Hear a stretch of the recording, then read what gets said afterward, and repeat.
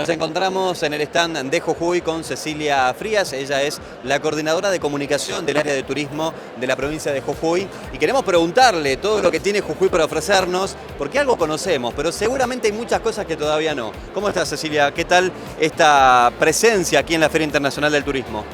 Muy buenas tardes, ¿cómo están ustedes? Primero que nada, un saludo enorme a toda la audiencia que está del otro lado. Para la provincia de Jujuy es un placer nuevamente poder estar en la Feria Internacional de Turismo de América Latina, una feria que es muy convocante, no solamente a nivel país, sino a nivel internacional, con poder tener todos los sectores del país y los sectores de otros lugares del mundo que uno pudiera visitar y ver cómo se puede armar una sinergia entre país y otro realmente es magnífico. Bueno, en ese sentido, ¿qué cosas se están presentando, al menos, que puedan ser más destacadas de tantas que hay, por supuesto, que están presentando acá en la feria? Rutas del vino, vamos a hablar de las rutas del vino en la provincia de Jujuy. Realmente, primero que nada, decir que lo que es la producción de vinos en la provincia de Jujuy ha tenido y viene teniendo un crecimiento exponencial en lo que es digamos, promoción turística, ¿no? En la provincia de Jujuy tenemos por un lado lo que es la zona de los valles y por el otro lo que es la zona de la quebrada, así que estamos felices de poder venir a presentar nuestros productos. De hecho, en este momento está mi compañera, la directora de turismo, haciendo una degustación de vinos en el stand de Argentina. Estamos con Pia Graciosi también acá, que ella nos acompaña, que sabe un montón, es enóloga, la tenemos en la provincia de Jujuy por suerte y nos ayuda muchísimo, ¿no? A lo que es el entramado del vino, que realmente hace crecer una provincia. Tenemos que pensar que Jujuy tiene una riqueza muy grande, lo que es su territorio, lo que es en su lugar para tener estos vinos de altura que son exquisitos. Estamos a mejor nivel que cualquiera de los grandes viñedos del país. Estamos hablando de Mendoza, Mirá que yo soy de Mendoza, ¿eh? Bueno, estás hablando con la competencia. Bueno, estamos mucho mejor que Mendoza, así se lo vamos a decir. No, los vinos, es cierto, lo que pasa que si hablamos fino de todo esto, los vinos del norte, en este caso de Jujuy, tanto la altura, los suelos y el sol son factores claves para que también se pueda identificar de otra manera lo que puede ser Cuyo, por ejemplo. El factor clave, me parece a mí, cualquier cosa me van a corregir acá, es la amplitud térmica que tenemos en la provincia de Jujuy. Eso es una de las cosas más importantes para poder tener los mejores vinos de altura del mundo. De hecho, yo el otro día escuchaba a mis compañeras hablar de por qué de alguna forma la provincia de Jujuy todavía no puede exportar tantos vinos y todo, es porque en realidad los terrenos donde están las viñas son más pequeñas, pero por una cuestión territorial sería, ¿no? Pero bueno, nada, realmente son exquisitos. Eso es lo que es rutas del vino, bodegas, que han venido todos también aquí este año a FIT con todas sus propuestas, agencias, de todo. Está Rito también, está la gente de Rito que los pueden encontrar en las páginas. Ellos hacen también lo que es el recorrido de la ruta del vino, junto acá con el área de lo que es turismo de la provincia y también con todo lo que son agencias en la provincia de Jujuy. Por otro lado, presentando nuestro majestuoso tren solar de la Quebrada, este paseo que es único, que tiene un montón de estaciones, un montón de propuestas. También está por sumar propuestas nuevas con lo que es ruta del vino, así que productos innovadores. Estamos yendo a un camino sustentable único en la provincia de Jujuy, así que nada, un montón de cosas, ¿no? ¿Qué otros lugares son imperdibles para un turista o para la persona que quiera conocer Jujuy? Bueno, ayer hacíamos una encuesta con el equipo de comunicación que era vinito en la Quebrada o mate en las Yungas. Yo creo que hay una propuesta que es muy tentadora y voy a hablarla de los valles de altura, que es Santa Ana, Caspalá, y que termina en lo que es la zona de las Yungas. Y estamos hablando de conocer San Francisco y otros lugares muy hermosos, ¿no? Y acá hablamos de una cuestión para mí, de diversidad climática que es increíble, ¿no? Ir y visualizar lo que es la Puna y de pronto a pocas horas llegar a una zona selvática, húmeda, yungueña, lo hace mágico, ¿no? Único. Preguntarte también cuál es el trabajo que están llevando adelante la provincia de Jujuy respecto al turismo accesible. Es algo que estamos impulsando también desde nuestro programa porque entendemos que es algo muy importante el hecho de la inclusión para tantas personas. Bueno, desde ese lugar, ¿qué acciones está llevando la provincia? Mirá, desde mi lugar, y algo que a mí me parece súper importante es que tenemos a todo el equipo de turismo que está en capacitaciones constantes A mí eso me parece genial porque te lo hablo desde una humildad, porque hay un montón de cosas que uno no puede saber, no tenemos por qué saber, pero sí es necesario capacitarse. De hecho, hay una asociación muy conocida en la provincia de Jujuy que se llama Asociación Todos Juntos, que trabaja con personas con discapacidad, con personas que tienen síndrome de Down, y hace muy poco tiempo se hizo justamente un viaje, un recorrido en el tren solar de la Quebrada para ver las instalaciones de cómo estaban para personas con discapacidad y de esa forma seguir preparando lo que es el terreno y los lugares para que siempre sigan siendo mucho más inclusivos de lo que son. El tren solar que se está imponiendo y cada vez más, sin dudas, y me parece súper interesante. Bueno, gracias por estas palabras, verdaderamente.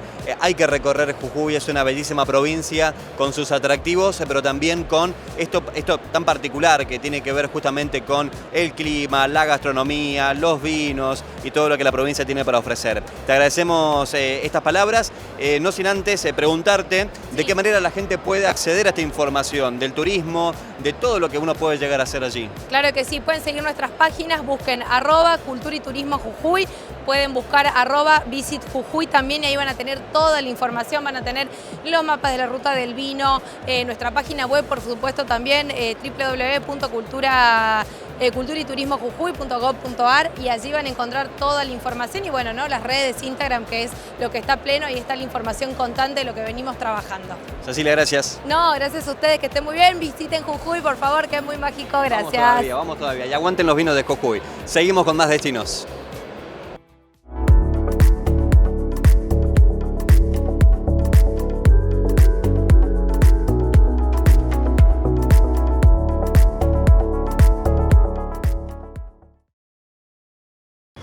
Mi nombre es Máximo Velázquez, nacido y criado en Buenos Aires, porteño, divulgador de patrimonio argentino y también realizador de visitas guiadas por el cementerio de La Recoleta y otros lugares de Buenos Aires. Vamos a conocer el día de hoy la historia del cementerio de La Recoleta y historias de figuras emblemáticas que descansan en la parte interna de este cementerio. ¡Vamos allá!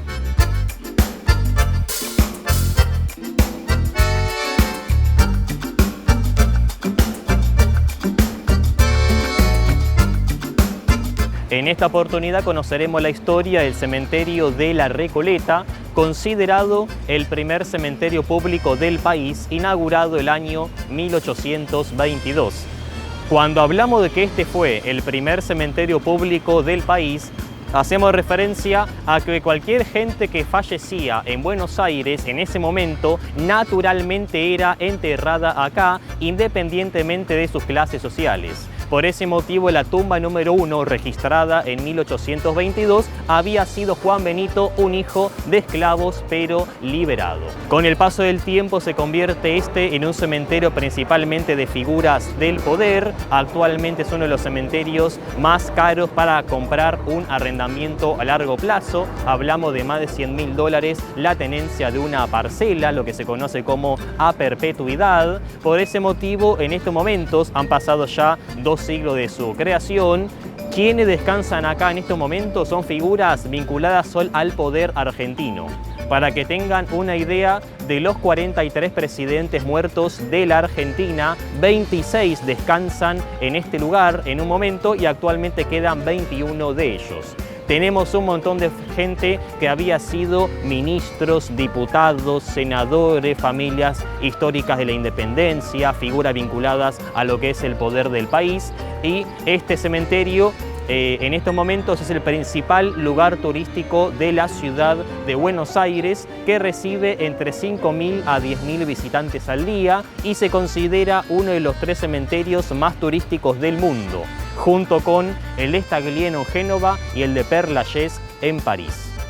La entrada monumental del cementerio se levanta recién en la década de 1880, la hace el arquitecto italiano Juan Antonio Buschiazzo, que es el mismo arquitecto que diagrama el barrio de Villa Devoto, hace el trazado de la ciudad de La Plata o, por ejemplo, también hace el trazado de la avenida de Mayo. Un arquitecto extraordinario que dota a esta fachada de un estilo neoclásico, con la presencia de unas columnas que uno rodea para ingresar y que leerán en la fachada una frase en latín.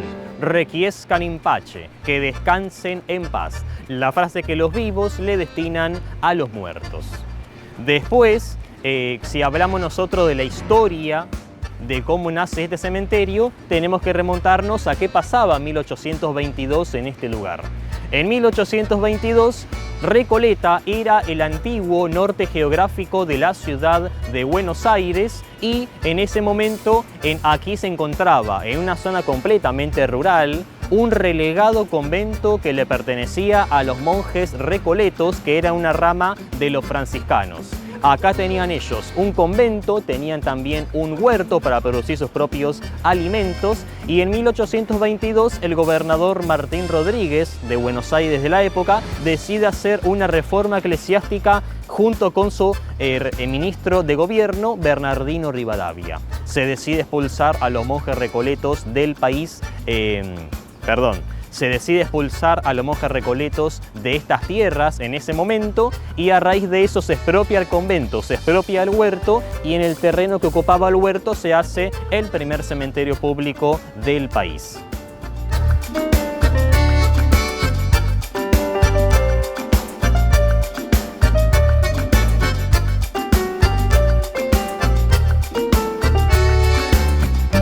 Hoy les voy a contar 3 historias emblemáticas del cementerio de la Recoleta. La primera de ellas, el caso de Liliana Crociati.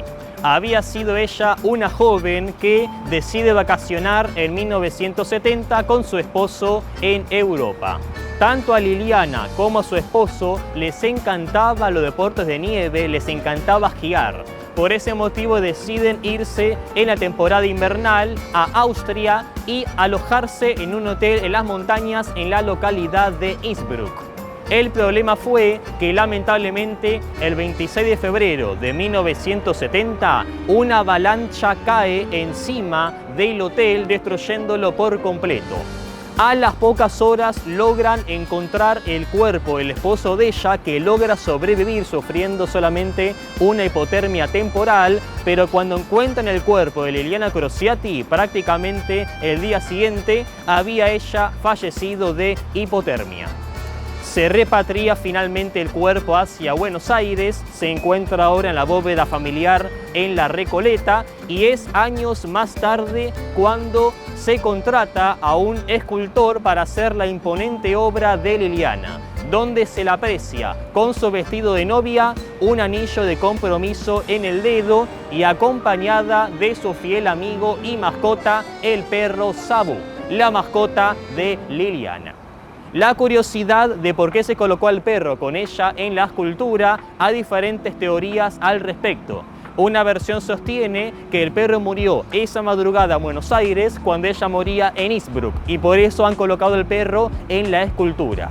Otra versión sostiene que en realidad al ser muy unida a su mascota se la colocó con ella. Y otra versión aún más sostiene que la familia le da al escultor que hace la obra un daguerrotipo de Liliana con el perro. Y al ser el único modelo que tuvo el escultor, naturalmente colocó al perro con ella en la escultura. La curiosidad es que si uno ve el hocico del perro Sabu, siempre se encuentra el hocico brilloso, ya que tocarle el hocico al perro da buena suerte y prosperidad.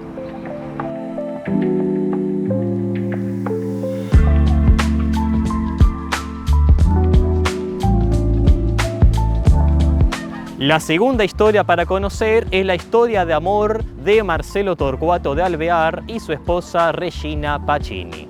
Marcelo de Alvear, presidente a partir de 1922 del partido de la Unión Cívica Radical, antes de vincularse a la vida política, él tenía un gusto muy particular. Le encantaba ir al teatro a escuchar ópera. Entonces, una noche, yendo al Teatro Politeama en el centro de Buenos Aires, automáticamente queda deslumbrado Marcelo de la cantante de ópera del escenario que venía de Lisboa. Se llamaba Regina Pacini.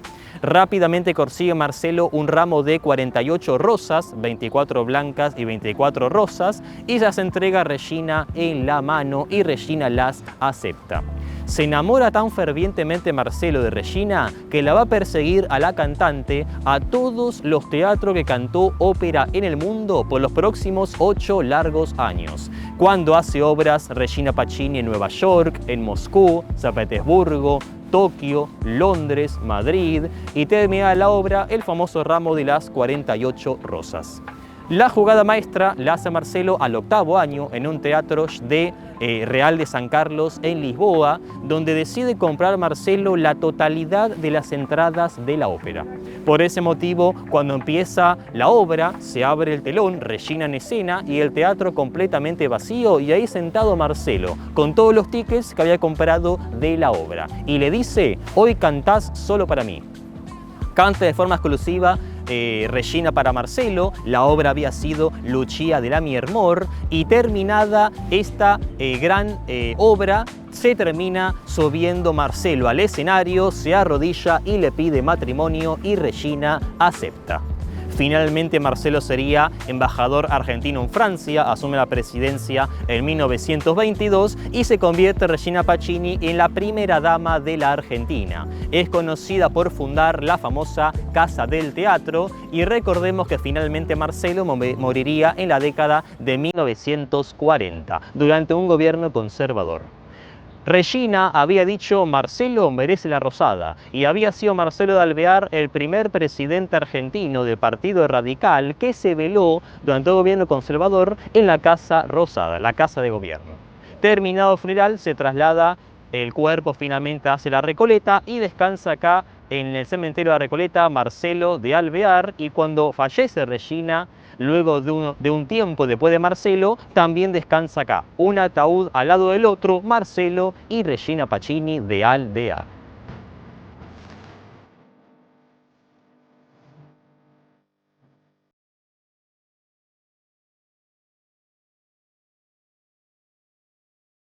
Para la tercera historia nos encontramos frente a la Basílica del Pilar. Esta estructura se encuentra aledaña al cementerio de la Recoleta y data del año 1732, ya que había sido antiguamente el antiguo convento de los monjes, que se expropió y actualmente se reconvirtió en una basílica de Buenos Aires. Comentaremos la tercera historia que tenemos pautada para hoy, la historia de Felicitas Guerrero.